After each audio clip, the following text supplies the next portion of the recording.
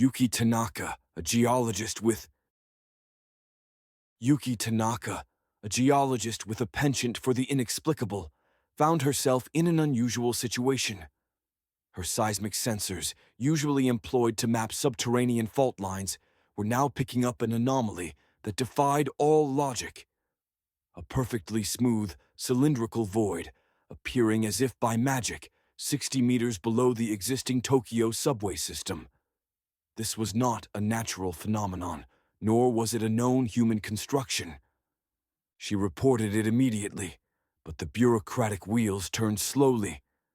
Days turned into a week, and the void remained an enigma. Yuki, however, was not one to wait. Armed with a portable sonar scanner and a healthy dose of curiosity, she descended into the maintenance shaft, the air thick with the smell of damp concrete and stale oil. The deeper she went, the more insistent the readings became. Finally, she stood at the edge of the void. It was exactly as the sensors had indicated, a perfectly smooth, dark tunnel disappearing into the earth. There were no drill marks, no signs of excavation, just an unnerving, polished surface that seemed to absorb the light from her headlamp.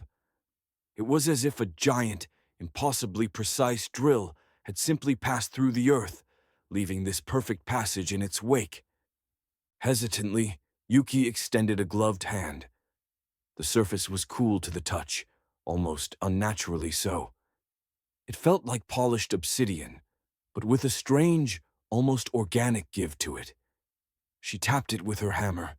The sound was dull, as if the material itself was absorbing the impact. This was no rock, no known metal. Her equipment registered a faint, rhythmic pulse emanating from within the tunnel. It was too regular to be geological, too subtle to be mechanical.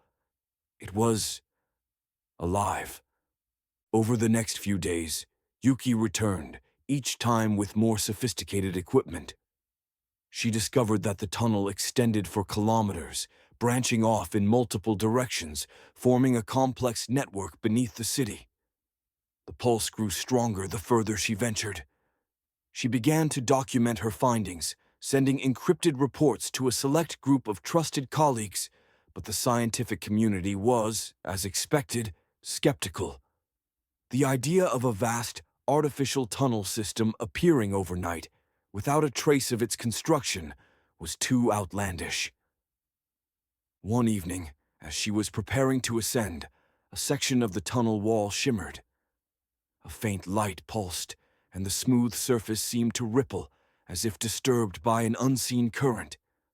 Yuki froze, her heart pounding. The pulse from within the tunnel intensified, a deep, resonant thrum that vibrated through her bones.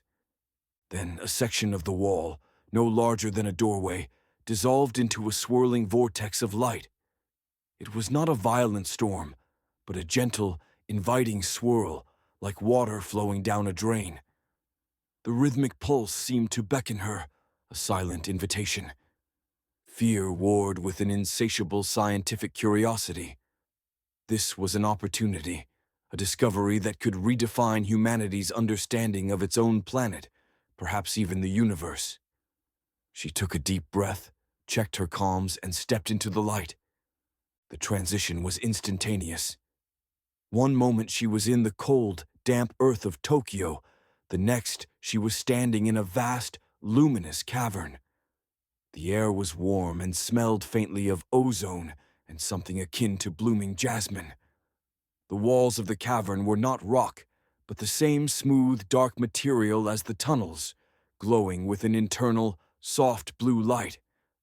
The rhythmic pulse was now a symphony, a complex interplay of tones that seemed to resonate with her very being.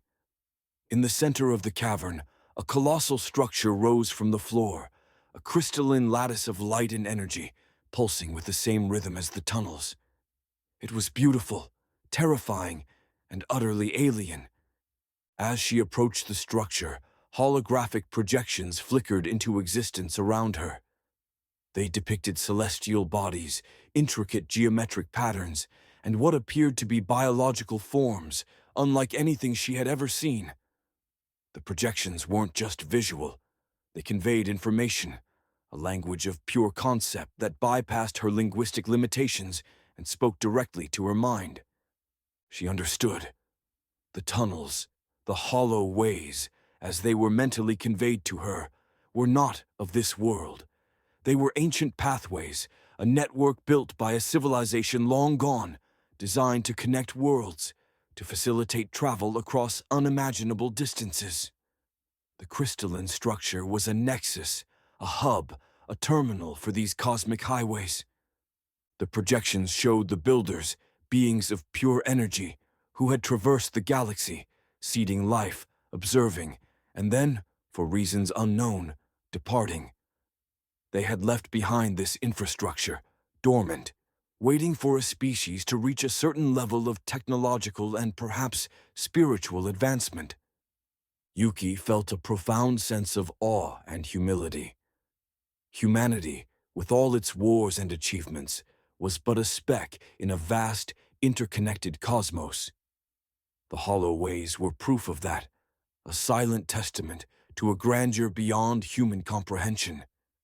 She spent what felt like an eternity in the cavern, absorbing the knowledge, the history, the sheer scope of what she had discovered.